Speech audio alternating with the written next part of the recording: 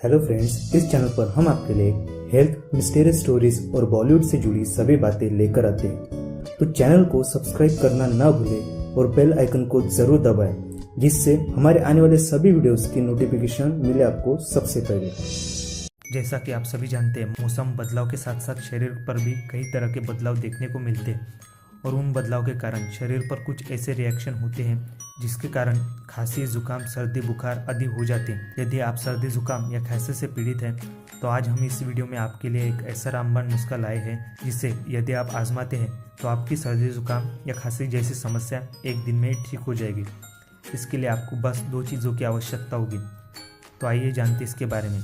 आज की इस वीडियो में हम आपको जिन 2 चीज़ों के बारे में बताने वाले हैं वह 2 चीज़ें काली मिर्च और बत्तास है। आपने बत्तास तो ज़रूर खाए होंगे।